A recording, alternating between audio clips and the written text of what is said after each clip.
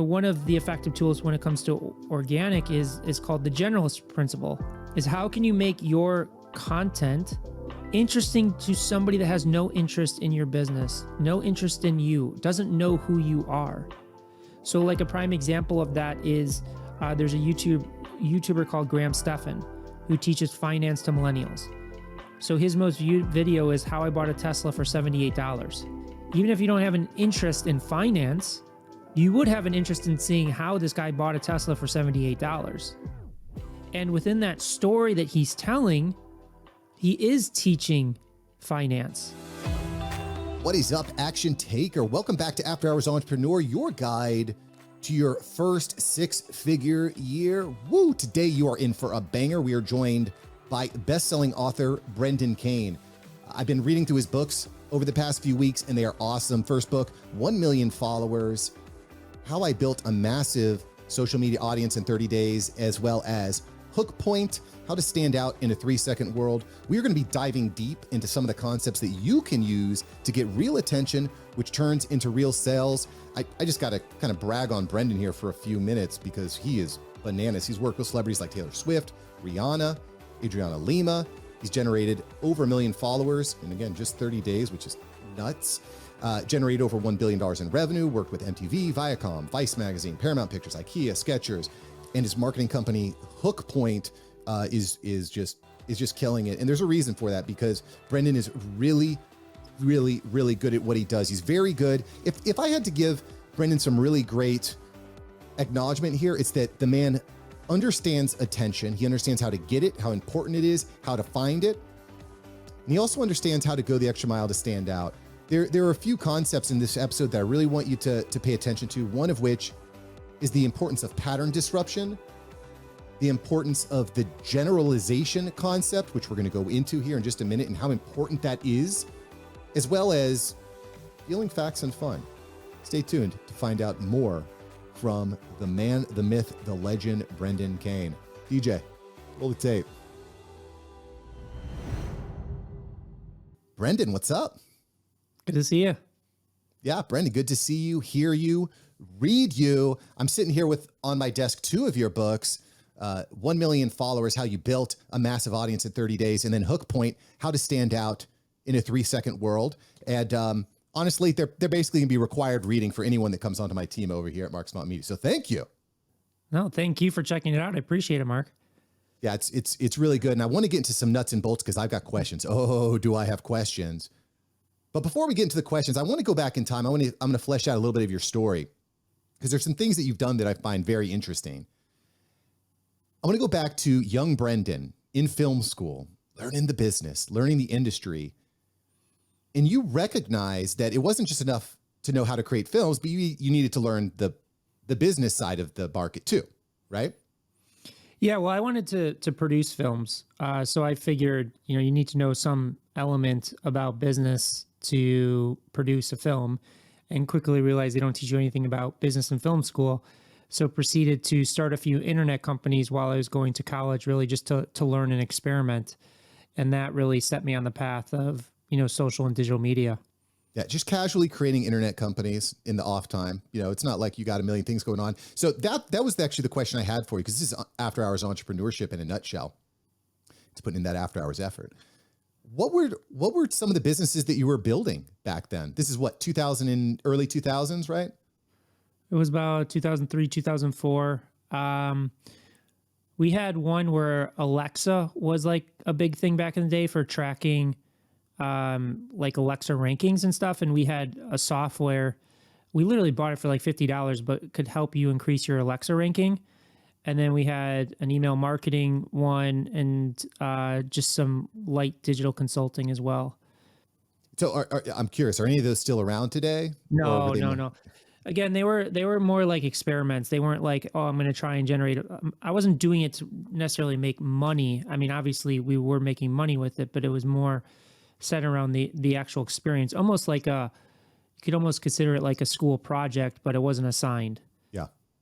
Yeah. It actually brings me back to high school, and I don't know where I found the time to do this, but I made this like game for the graphing calculator. It's kind of like a centipede type game. And Yeah, no, it's pretty cool. I got a few people at school to download it and to play it, and that was kind of neat.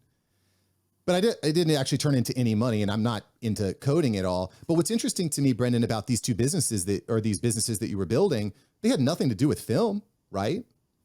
Or where's the overlap there? Well, actually, you know what? I just remembered I had built a movie tickets website. I don't know that we did launch it, but I don't know that we did anything with it.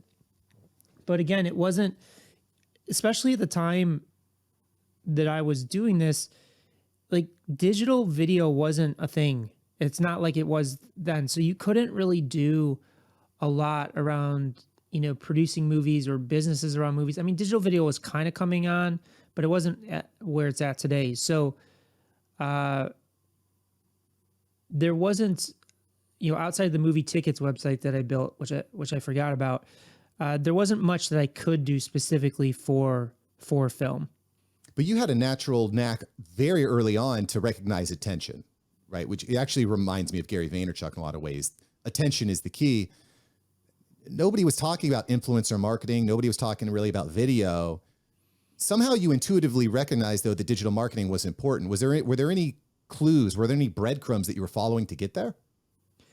Well, when I started working in the film industry, I mean, first off, I started at the bottom like everybody else. I was making coffee and copies and deliveries, and I can get into the story of how I kind of worked my way up very quickly. But when I was working on one of the first movie campaigns was for a movie called Crank with Jason Statham. And it was like, it wasn't a huge film compared to like other films. I think the production budget was like 12 million. Now that sounds like a lot of money for somebody, just in general, but you look at the average action movie, it's 150 million.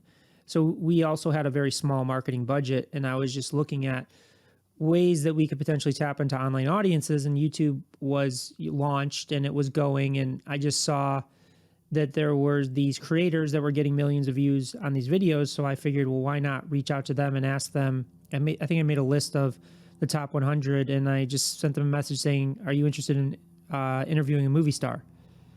And I got like 5 or 6 of the biggest influencers at the time to do it for no cost.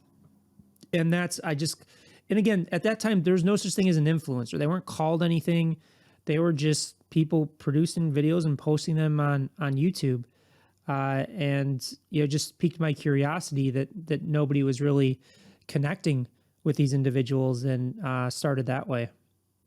So this, to your point, very revolutionary at the time, right? This is like, there's no influencers, there's no influencer marketing. It's not even close to where it's at today. Like you said, YouTube just came out. How did you get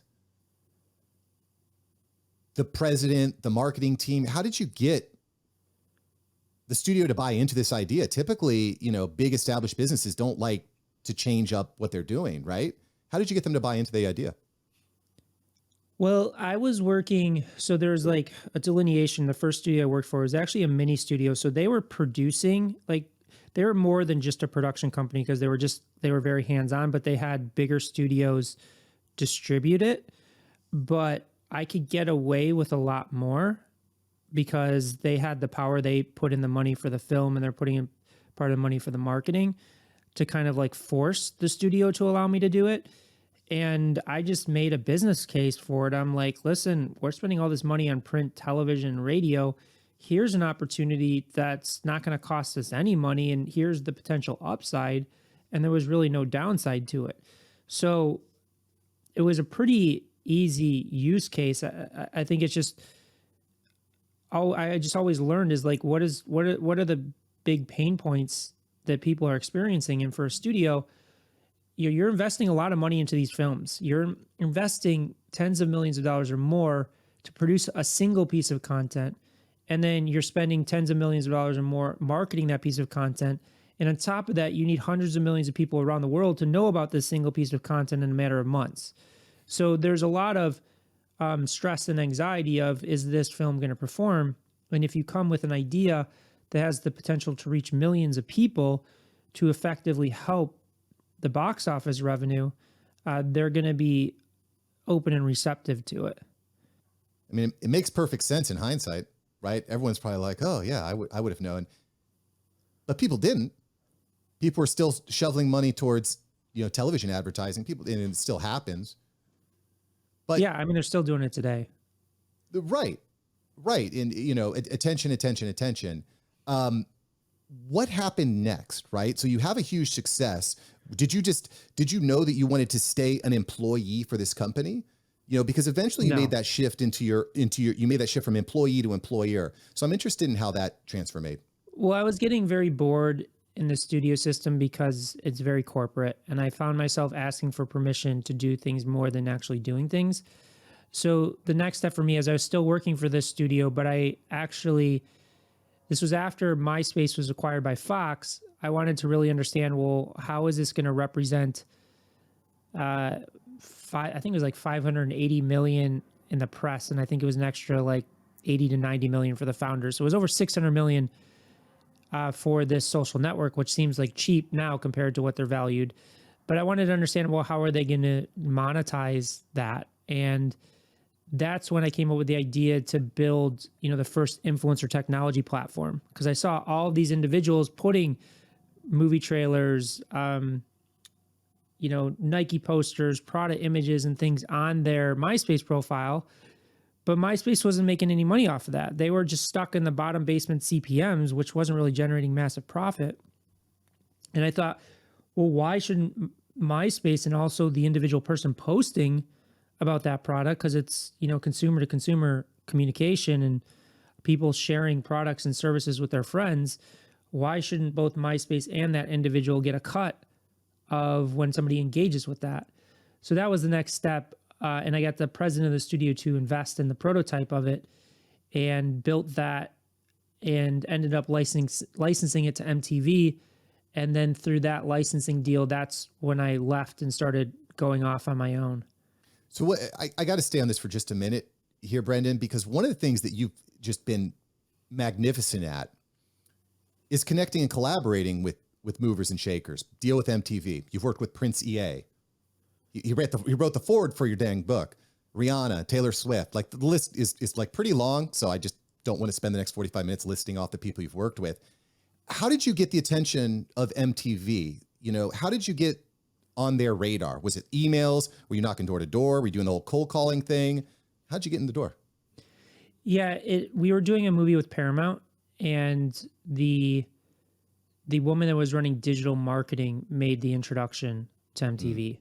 And it was actually, interestingly enough, it was actually an introduction to Viacom, which is the parent company. And I don't even know how old I was. I got to be like probably 23, 24. And I was thrust into this boardroom with 15 of the top executives of Viacom. And one of them was one of the top executives at MTV. And he was the only one that bought into it. But he saw the vision, and that's how it proceeded. So, I mean, the thing that I've experienced is getting meetings aren't that hard. I think it's what you do at the meetings that matter. And it's like, how do I connect and close deals with these people? Is because I approach every conversation like I'm not going in trying to sell something. I really sit down and try and understand, who am I talking to on the other side of the table? What are their greatest challenges? What are their greatest pain points? And then I just see, how can I help them solve their greatest problem? And sometimes that is a solution that I have, and then I contextualize the solution I have to solve that problem, which is typically 8 or 9 times out of 10. Sometimes it isn't me. Sometimes I have to make a strategic introduction to somebody I know. But, starting off in the entertainment industry, which is notoriously difficult to break through, I just saw with the film industry and also these bigger celebrities or executives is they're getting approached 90 times a day. And majority of the times they're getting approached is they can sense that that person wants to get something out of them. Like, the great analogies, if you looked at LinkedIn messaging, is like, it's appalling how bad the outreach is. And even when people try to provide value, you can see it's disguised as, I want to make a sale. So there's a lot of nuance to it. But that's essentially what has allowed me to do it. And that's, why I created the Hook Point book, is to kind of distill down all of those principles there. I'm sorry. When you start talking about the LinkedIn DM strategies that people are employing, I don't understand how that actually works. Huge wall of text, link to buy. Like, does that actually work? Like, what are these people thinking? What are they buying into? I have no idea. I'm sure somebody's managed to get it to work. I mean, because I've seen crazier things work, but it takes so much nuance in the copywriting um, to get cold outreach like that to really convert. Yeah, it's unbelievable. I can't even imagine people reading more than 5 words when you get those messages, but I digress. One of the things that you kind of mentioned or you mentioned, Brendan, is when you're speaking to these big companies or even small companies, they're being approached a lot. And they're being approached a lot with people saying the same things over and over and over again. Not a lot of differentiation. And one of the things that I got from Hook Point, from your book Hook Point, and I actually turned into an exercise for my mastermind group, is fighting the status quo. Okay. And I would like to hear your thought on this.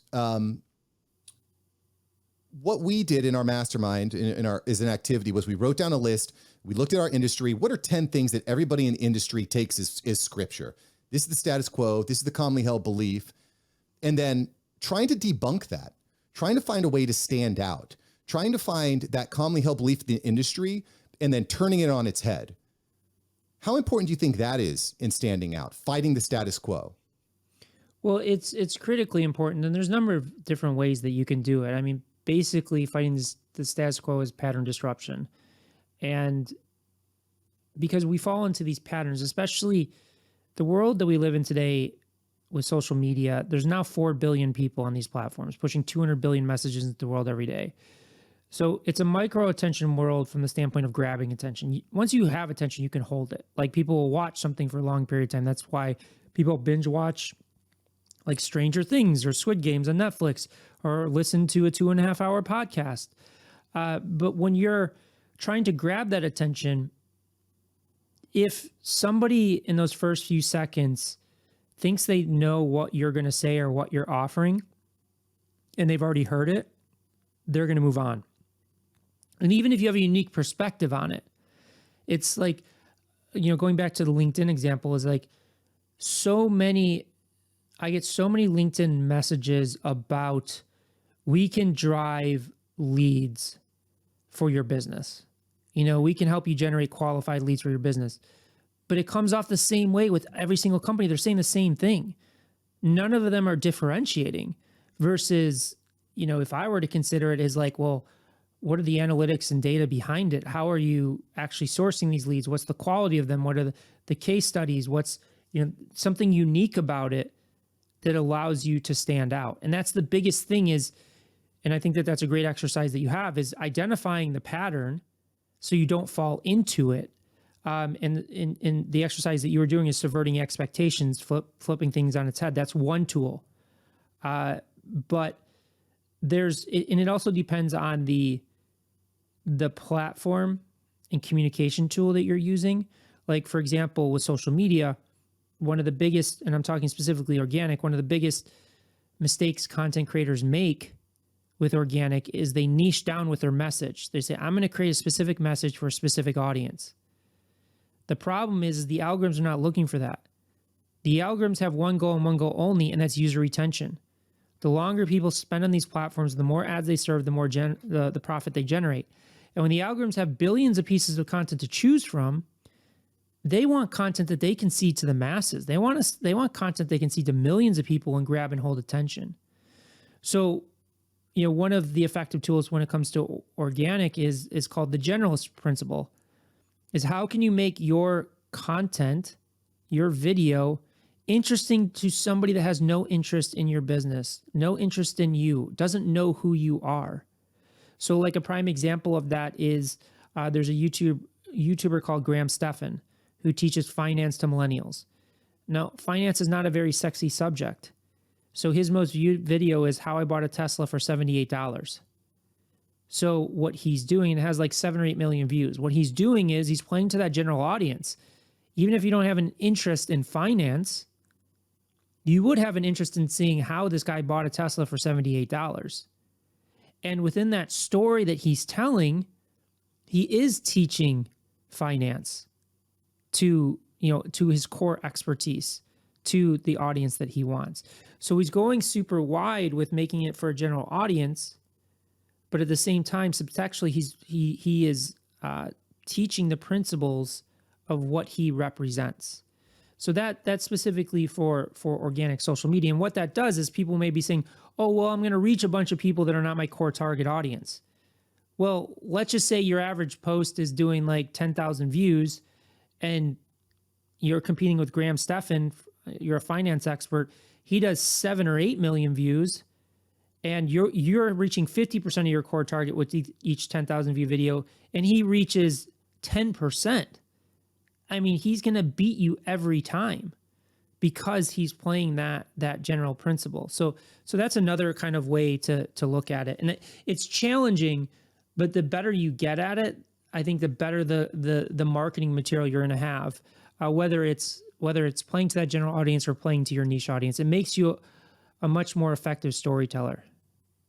It is interesting. And to me, you're kind of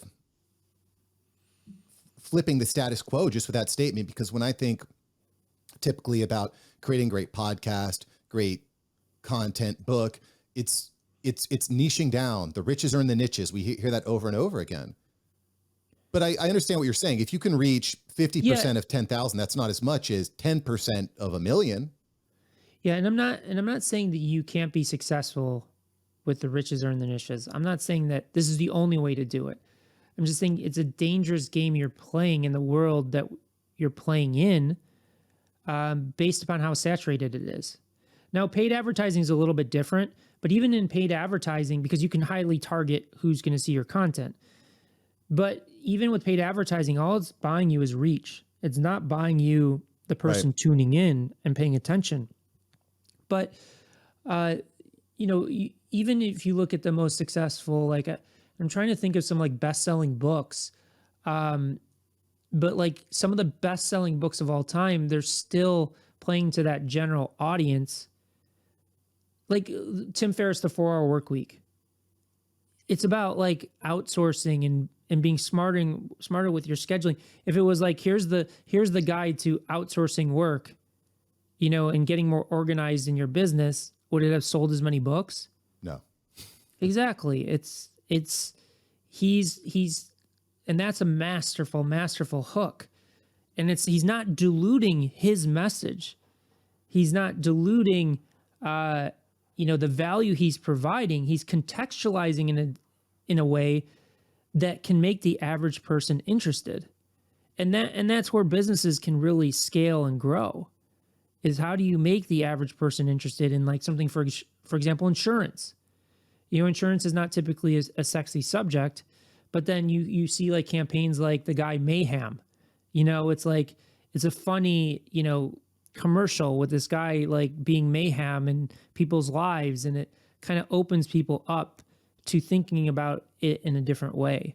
So it is a bit different against that methodology, and I'm definitely not putting that down and not saying it can't work.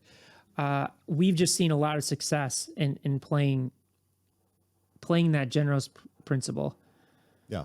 Well, so the other concept that really impacted me in the book, Brendan, by the way, Hook Point specifically, is opening up my eyes to the concept of specificity. And just in our short conversation here, you've mentioned the 4-Hour Workweek, very specific. It's using numbers. You talked about Graham Stephan's video. I bought a Tesla for $78. I'm thinking about your book, Hook Point, How to Stand Out in a 3-Second World. 1 million followers, how I built a massive social following in 30 days. I think about Mr. Beast, who's using numbers all the time. Like in every video, it's, win this private island if you're on it for 30 days. How important are using numbers in our hooks? I think it helps. It's not a requirement, though. I mean, okay. I'm sure we could come up with many hooks. I mean, a part of the exercise that I would recommend for your mastermind group is, start making a list of the best hooks in your niche or your industry. And that can be in the form of thumbnails and headlines, book titles, ad titles, meme cards, things like that, and take those and play around with it and put your words in it. I mean, numbers do work. I'm not going to sit here and say it's a requirement and I'm trying to, I'll give you an example. Dr. Mike, He's probably one of the most famous doctors in the world because he blew up in social media. On YouTube, I think he's got like 7 million subscribers. And he's got a few videos over 30 million views, and it's real doctor reacts to good doctor. Real doctor reacts to Grey's Anatomy. So there's no numbers. But again, he's playing to the generalist principle because they want to see how a real doctor reacts to a TV show. And within that, he's sharing his expertise, his medical expertise. Yeah, I like that. And point well taken. You don't have to use numbers. I think part of the reason that I like numbers is it almost forces you to create a hook when you're using numbers. Because it's really easy to miss the mark, I think, on a standard hook. But if you're using numbers, it feels to me like it's much harder to do that, Well, again, you got to make sure you're not falling into the pattern, because there's let's just take the info product space, for example, is like, there's a lot of people selling how to make millions of dollars and things like that, is you could easily fall into that trap and come off like one of those other people. Right. And not, so it's really about the execution and the context of it. Like Graham Stephan's video, How I Bought a Tesla for $78. Yes, it's an amazing hook, but his storytelling is great. It's like, if the video wasn't any good, it wouldn't go viral. Like, because the algorithms would see people clicking but not watching. So, I just want to also just say, it's just because you use a number, you have to execute it properly. Yeah. Well, and that's where the trial and error takes place, right? And that's something that I really took into heart reading your book. But this sounds tough. This sounds like difficult work to me, Brendan. Creating 100 pieces of content, testing them, looking at the data, seeing what works. Let me break it down. Let me make it more simple. What should I be looking for? Am I just looking for how many people like my post? Am I looking for how many comments I get on my post? What am I looking for to know that this particular message is the message I want to stick with? Well, I think it's first setting the expectation of what your business objectives are. That's the fundamental of all of it. But to me, I mean, there's so many ways I could answer that question. It's like, when we're looking, like, some of the nuances that we look at is like, for videos, like reach to views, what's that ratio? Because if we see the view to reach ratio below like 40%, then we know we're not stopping the scroll effectively. So then we know there's an issue with the first 3 seconds. If it's above 40%, then we start looking at the retention graph, and we're seeing, where are people falling off? How quickly are they falling off? Because that will then tell you, is it an issue with the story?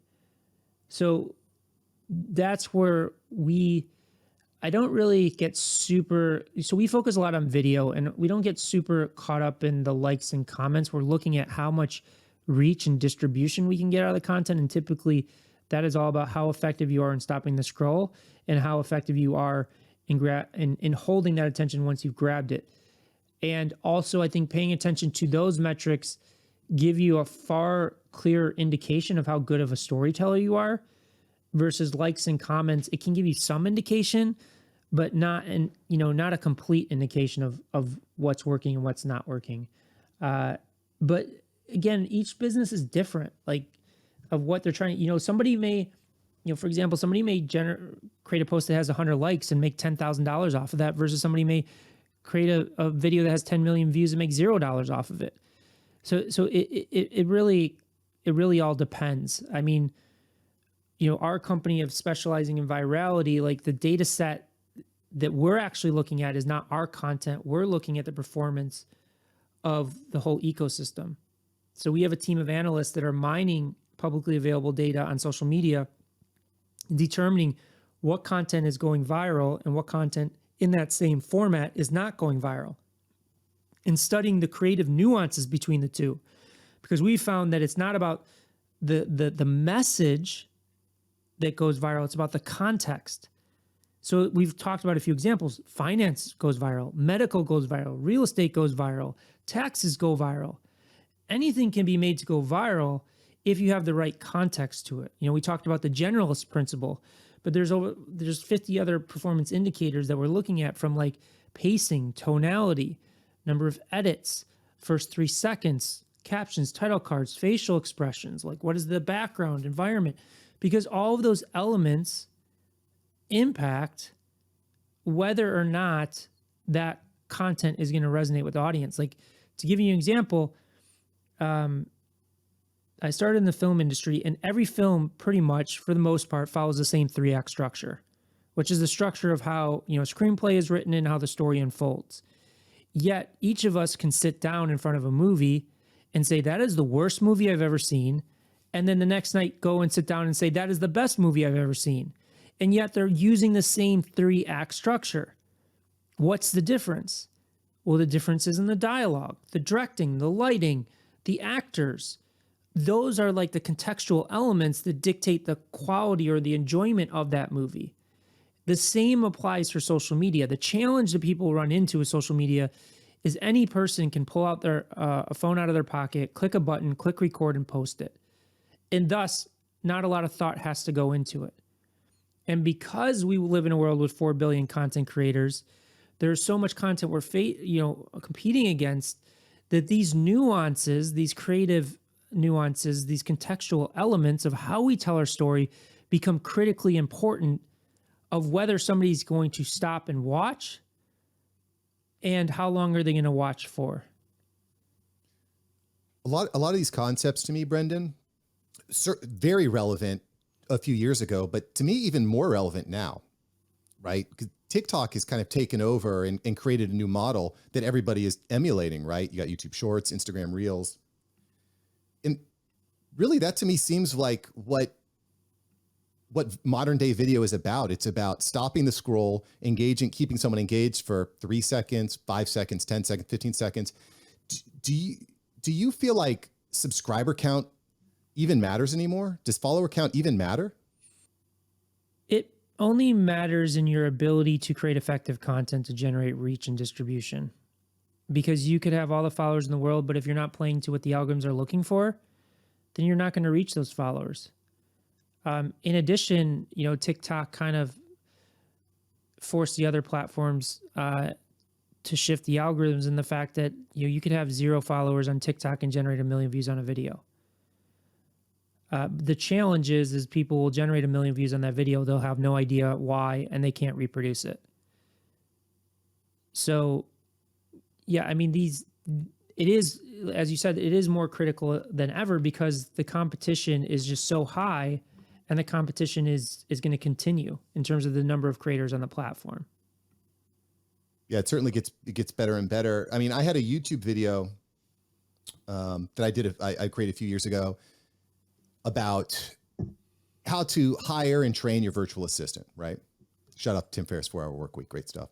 But anyway, I created this video, and at first it didn't do great. I went back in about a week later and I changed the thumbnail, I changed the title, keywords, and all of a sudden Google just started showing it to everybody. Like it's reached, I think, almost 600,000, 700,000 people on YouTube now. By far my most popular piece of content. But here's the problem that I have with it, Brendan. Obviously, I haven't been able to replicate that success. I've had some videos that have done very well, but not like to that level.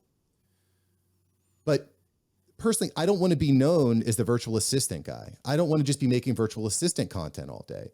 Do you ever feel like, what would you say to someone like me? The algorithm is telling me more virtual assistant stuff, but that's not my core competency. It's part of what I do, but that's not what I do. I don't think that that's what the algorithm is telling you. Okay. There was contextual elements that drove the success of that. So again, when we're doing analysis, we're doing research, we're doing insights, we're trying to help people with their social strategy. We don't care as much about the content, we care about the context. So for me, I would look at what were the nuanced differences between that video and your underperformers for the content that you wanted to be known for.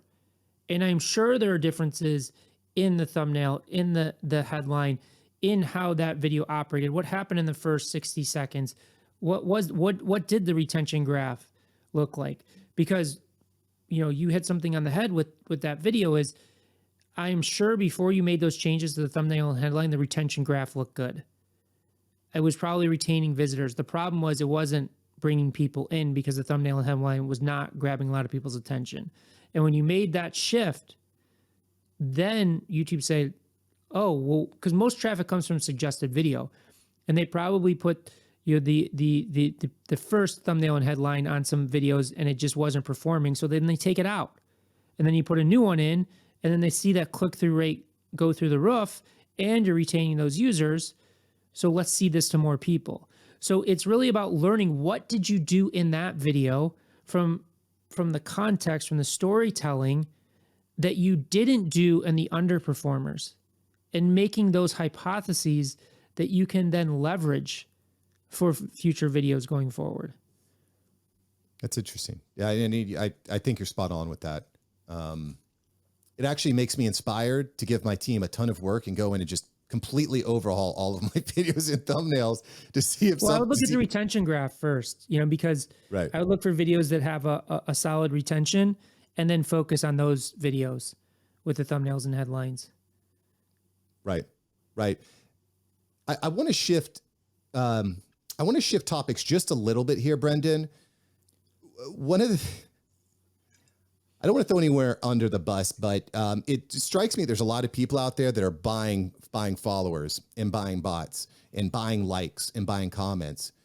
Brendan, help me. Is there any way for me to spot when someone has bought fake followers? Honestly, I don't know. Like I don't pay attention to that space, because honestly, I feel like the fake follower game is caught on by the algorithms.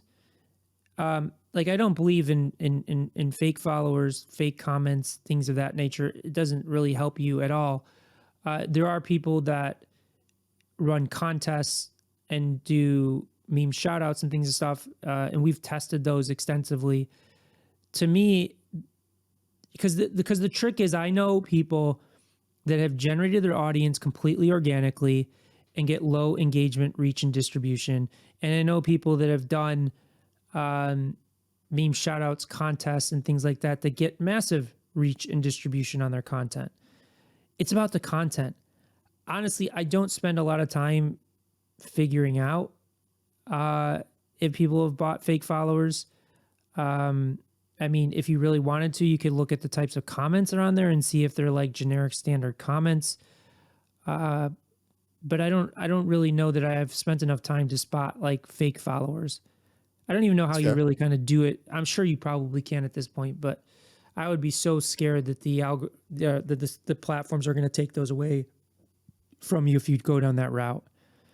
Yeah. To me, it seems like you're building your house on sand, and it's kind of top of mind. One of the podcasters that I work with spent $100 with this podcast advertising company, and he got 10,000 downloads a couple days later, and there was no real way of figuring out where they had come from. And it just, it struck me as being too good to be true when I know the market and I know generally how much it costs to get a new listener for a show. And that was like 10 to 20x what to expect. Yeah. But sometimes I'm always fascinated by this stuff. If it's $100, throw $100 at it and see what happens. Sure. I mean, I have lost more money on things that were super credible and didn't work. But I'm always one down to test things. But like you, I probably wouldn't expect much from it. Yeah. But I mean, kind of like the theme throughout here is pattern disruption. Look for where the attention is now. I just love that about what you do. The other thing that happens when you disrupt the pattern is you can ruffle some feathers. And I got to just shout out your book here, 1 million followers. You actually start out the book. Before the book even starts, you have a message to haters. Yeah, because I've rewritten the book 3 times. And I also took a page from Tim Ferriss' book because he did that in his. But, in the book still gets negative comments. It's like the more, and it's funny because a majority of the negative comments come from people that haven't read the book.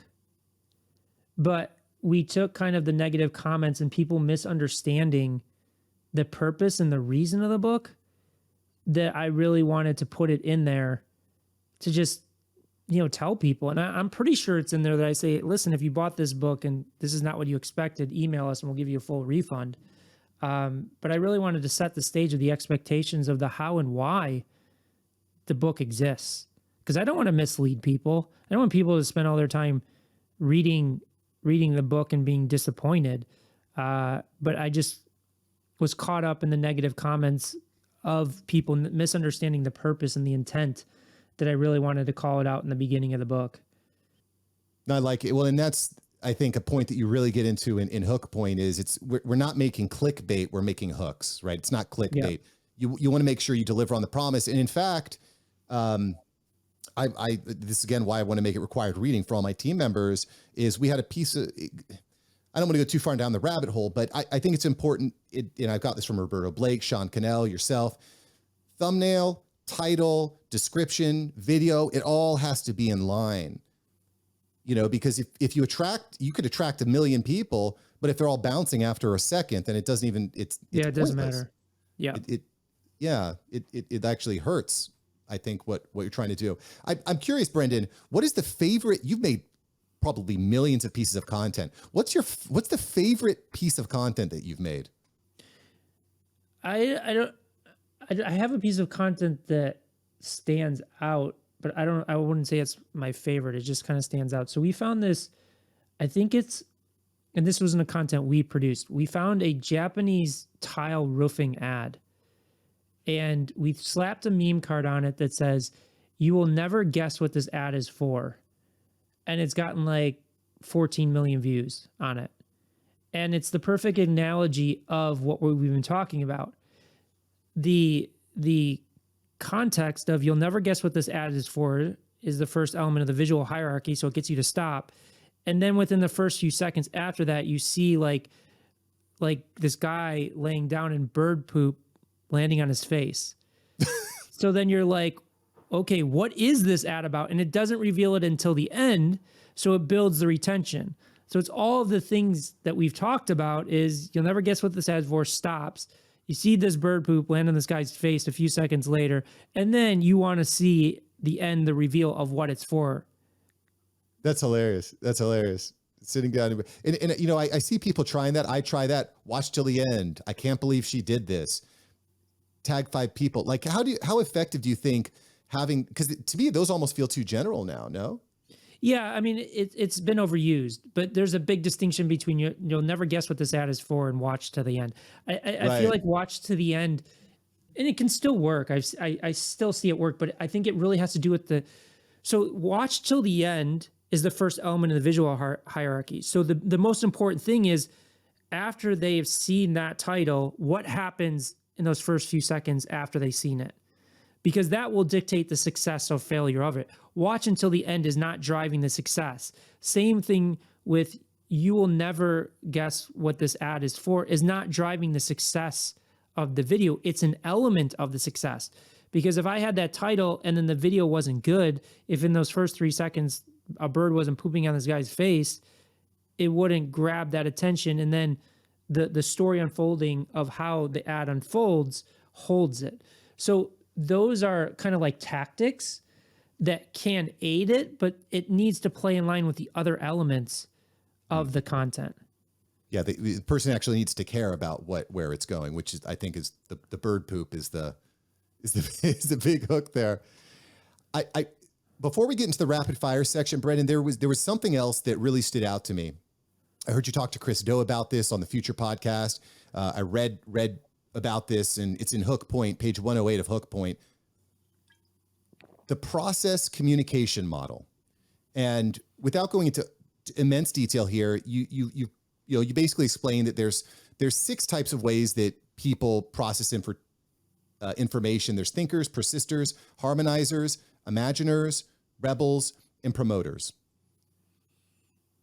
Yeah, so you could write an entire book on this, but I guess my question here, Brendan, is if you could only speak to one of them, which one's the most important? So just to give some more context, the model breaks down, there's 6 different ways, as you mentioned, of how they perceive you, how they perceive your content. And it's mathematically driven. The data is by over 1.5 million communication assessments done worldwide. But this is where the numbers come into play that are so important. The largest segment of the population is feeling and emotion based. So they connect with your content, your brand, buy your products and services based upon how emotionally feels to them. They want to emotionally connect with you. That's 30% of the population. The second largest, 25%, is thoughts and logic. So it needs to make sense to them. They want data, information, timeframes, who, what, when, where, why. The third largest is fun based. So these people are very reactive. They want stimulating content. They want to have fun, excitement. They're really reacting to the world around them. 10% is values and opinions based. So they want to trust. They want to know you're dedicated and committed to them. Another 10% is reflective based. So they just, like the analogy I have is Albert Einstein. He would stare out the window for hours on end, reflecting on the world around him to come up with his best theories. And then 5%, the smallest, is action based. So they move fast. They want the bottom line. They want the best. So it's like Tom Cruise in Mission Impossible, where he's hanging off the side of planes. He's jumping off the buildings. He's just going, going, going. So when you look at that, if you had to choose one, you're going to play to the largest, feelings, which is 30%. But typically when we're working with clients, we say focus on the big three: feelings, facts, and fun, because those three represent 75% of the population. And again, this really plays into the retention that we've been talking about, and the storytelling we've been talking about is, making sure that you're not just speaking the language of how you perceive the world, but really diversifying it. Like Pixar uses this in all of their movies. So if you watch a movie like Inside Out, they have a character that's designed for each way that people perceive the world, so they can attract a diverse audience. And it's one of the reasons that Pixar is so successful and has such great reviews on all their movies. I really appreciate you breaking that down, because I hadn't heard the process communication model before, Brendan. And it is not only, I love the concept because it's going to be relevant forever. It's not just relevant for a few minutes. And I love the idea of breaking it down to feeling, facts, and fun. Listen, y'all, if you're going to walk away from this with something, it's talk to people, feeling, facts, and fun. I love that. Brendan, before we get into the rapid fire, tell us, where's the best place that we can find you? Yeah, if people want to work directly with myself and my team, they go to hookpoint.com. We also have a private social media mastermind called Viral Trends that they can check out at goviral.hookpoint.com. They can also direct message me on Instagram and LinkedIn. Boom. And guess what? I'm going to put links right there, right below there. You can click the link and, you'll learn something. I know I do. And by the way, but I love your Instagram page, Brendan. It just feels like you're experimenting out loud for us. So I appreciate that. Very, very cool. All right. Rapid fire section, Brendan, buckle up, get ready, put on your parachute. We are going in. We are diving in here with Brendan Kane on the After Hours Entrepreneur. Brendan, what's the scariest movie you've ever seen? Well, at the time, Blair Witch Project, because I thought it was real when it was released. We talk about viral and viral marketing. That's yeah. They did a great job with that. If you could be any animal, what kind of animal would you be? A dog. Where are you going to be at professionally in 10 years? Probably more advisory and investing. If you could invest in one social media company, what would you invest in? Of the current ones? Yeah. Probably YouTube, if it was today. If you could sit next to anyone on a plane, who would you sit next to? Dead or alive? I'll give you anyone in history. Steve Jobs. Dig that. The metaverse, overrated or underrated? I mean, I would say it's early. So overrated today, yes, but we really don't know what it is. So I'm not going to say overrated for the long-term future. Overrated as in there's too much emphasis. It's similar to the dot-com bust. It's like everybody is in, but there's definitely something there. It hasn't been fully flushed out yet what that is going to be. So I don't want to just say overrated in general, because I think it's going someplace. We just don't know exactly where it's going to end up. To your point, there has been a lot of hate on Zuckerberg recently, and how Facebook is not making money and they're laying off employees. Where do you think the trajectory of Meta is going 10 years from now? Are they the top dog or are they an afterthought? I would always bet on them. They're smart. I mean, the reason that I'm not scared about the amount of money they're investing, because they're investing in hardware as well as software. And that if they were just investing in software, then I would be concerned. But they learned their lesson with iOS and things like that. They need to own the hardware. And even if they're not the predominant player, in the software space, if they control the hardware and we see how valued Apple is, that puts them light years ahead. But they've, I have been following Facebook since the earliest days, 2005, and every year Facebook is doomed. Facebook's losing people. Facebook's dead, and they just keep going. They just keep finding ways to survive. Yeah, I agree with you here. I'm not buying into the hype. Final question here for you, Brendan. If you had 10 seconds with yourself 10 years ago, what would you say? What age? You said 10 years ago? Yeah, if you had 10 seconds with yourself 10 years ago, what would you say? That's a super hard question. I would say you are good enough.